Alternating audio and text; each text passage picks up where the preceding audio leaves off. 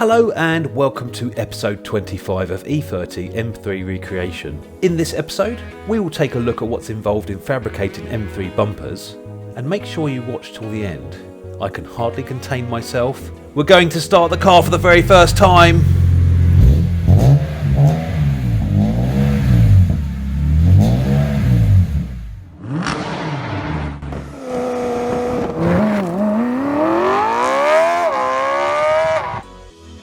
Just a reminder, all previous episodes can be found on the playlist at the top of your screen. Now over to Spencer and his bumper moulds. So as you can see, this is the rear bumper mould. The mould itself is made out of 5 parts in total. The reason we have to make this mould out of 5 parts is so that we can actually get the bumper out once it's made. So the reason we need to get the bumper out and we have to make the mould in different splits is, as you can see, this is a E30 M3 fiberglass rear bumper, and you can see where the split in the mould runs all the way down here. Now this is just one piece of fiberglass. To be able to get this return, so this return basically comes up and laps over itself. If we hadn't put a split in the mould in this area, that piece would stop us being able to get this entire bumper out of the mould itself. So the mould itself has a split flange, as you can see here. If you can imagine, the actual flange returns over this area, so we wouldn't be able to bend the bumper to be able to get it out. So when we're doing a fiberglass part, we can literally just lay the fiberglass into this bumper, bolt all the flanges together and lay the fiberglass into this item, and that then allows us just to unbolt the flanges and go ahead and lift the item out. What all the flanges do is, the first part of the mould, as you can see, from this split all the way around to that split, makes the entire bumper shape. You can see these are the other flanges to the mould. So you can see that shape, that return. So that shape and that return is the end of the bumper. Just like that. And as you can see, that creates this area here. So it finishes the end of the bumper. And that creates this part of the bumper. And then the next split actually bolts onto the inside of the mould, creating this shape up here, which is a return flange. Now, the original bumper itself had a return flange off the face of the bumper down, and then this on the inside of the bumper up. Now there's a bumper iron, which is a bumper carrier. The bumper carrier is what attaches on the inside of the bumper, and that basically holds the bumper mounts. So the bumper mounts then bolt through the bumper iron, and the bumper iron attaches onto the bumper. What we're trying to do is mimic the original bumper as much as we can. We have literally copied the original bumper perfectly, so that we know that everything will fit exactly like the factory bumper would. What we want to end up with, a fiberglass item which fits exactly like original. So as you can see, this is an M3 E30 fiberglass bumper. You can't tell the difference at all from the outside. This bumper has been made from this mould, and the mould was made from a brand new bumper, so we know that the bumper fits perfectly. You can actually use, and I will be using, original BMW bumper mount bolt covers, so you can still buy the covers from BMW. So we'll be using original BMW covers, but with a fiberglass bumper. So you can see the return. So the bumper actually comes along, turns 90 degrees. The inner bumper iron, which the bumper mount's attached to, then bolts to this surface and this surface. And that's what we're trying to create, is these two surfaces inside to hold the factory bumper iron. We can actually supply the bumper iron separately, or we can supply the bumper with the inner bumper iron as well, so that this bumper then mounts like original. We've also mimicked the inner bumper mounts. So as you can see, all 3 of those lined fiberglass mounts. There's a plastic bumper mount, which the original M3 has.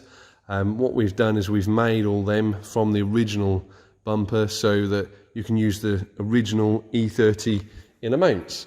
So you can see one here actually being glued in. Once that fiberglass has all gone off, that whole area will be removed. The fiberglass will be made to the thickness that we need. And then once that's all done, everything gets trimmed and you have a complete outer bumper skin, which is an exact replica of an original bumper. So you can literally just slide this bumper on like a factory item and not have to worry about making inner mount works yourself. So that's basically what my company strives for. Parts that actually fit and are easy to fit. You know, we don't want to supply a part that the customer then has to spend, you know, 3 or 4 days trying to fit, doesn't fit anywhere, doesn't line up. We know this bumper's straight, we know it fits perfectly because we fit it to the cars that we build ourselves, and you know, we just want to be able to supply parts in fiberglass or carbon which fit perfectly.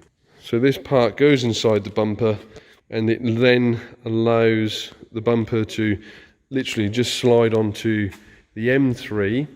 So the M3 has these rear bumper mounts on either side, and what they are is, you know, they're literally just a steel mount. We actually make and sell those as well, so we can sell the bumper complete as well. We can sell these bumper irons as well. We also sell the plastic parts that go on the side. We sell them in aluminium, so they're an aluminium curled bit and the side of the bumper slides into them. So we sell those in aluminium, we sell those in steel, and then we can sell you a complete bumper as well.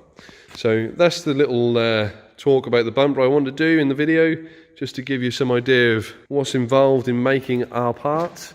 They aren't just an outside skin, our parts are all internal mounts and fixings as original as they would be from the factory. So now it's that time, and it's taken us 25 episodes to get here. I'm sure everyone's waiting for this. Let's switch the car on for the very first time. So yeah, we're basically here tonight. We're going to do a first startup. We've done a few little extra things that were needed before obviously we could start it up. Originally I sent the car over with the pressure regulator not fitted, or the fuel lines, just because I didn't want anyone trying to start it without me being here. And also the car didn't have the power steering lines, so we've just fitted those. The cylinder head has a little air intake here that pumps fresh air into the exhaust manifold to richen the mixture up, to heat the engine up faster. There's a little air pump on the side of the E36 M3. I had to put a little blank on the side of the head there. Just generally little tiny little tinkering things. And yeah, we're going to go for the first startup in a second. I just sort of do a little walk around video of the car itself, just showing a bit of Andrew's wiring as well.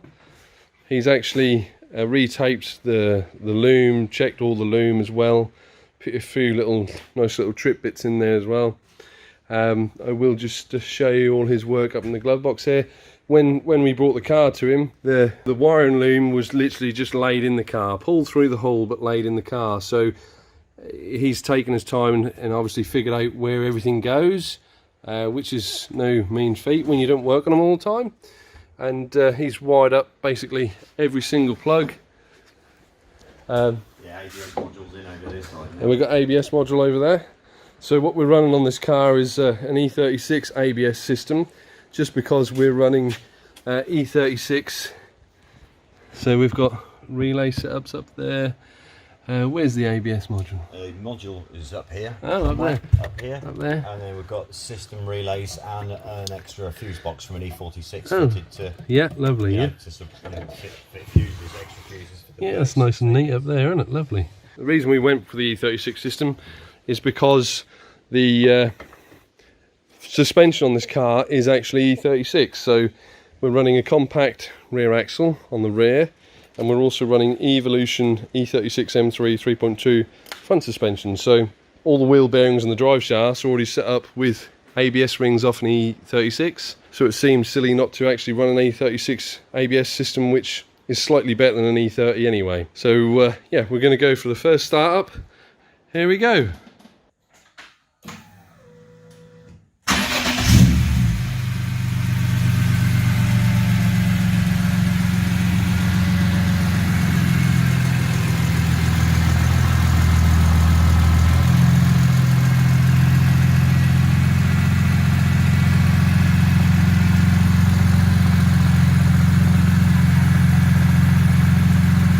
little bit.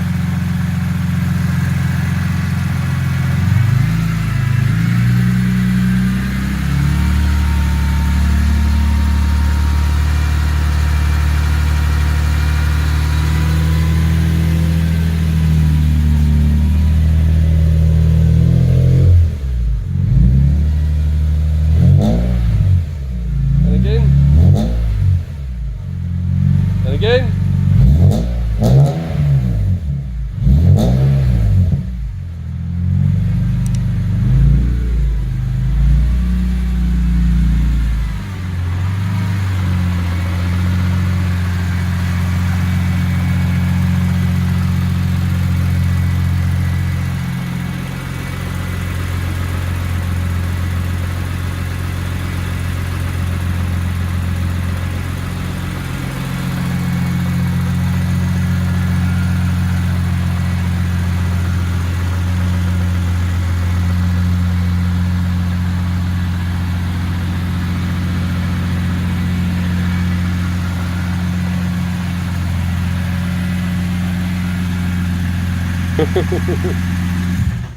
Lovely.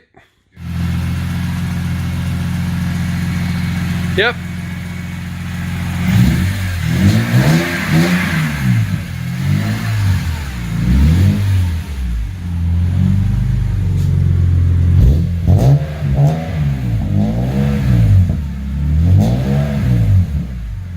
A little bit more.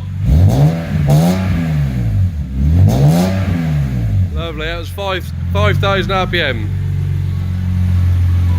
That'll do, mate. She's alive. It's very exciting. The engine started first time. Beautiful, ran sweet as a nut. You know, very, very looking forward to taking the car out for a test drive.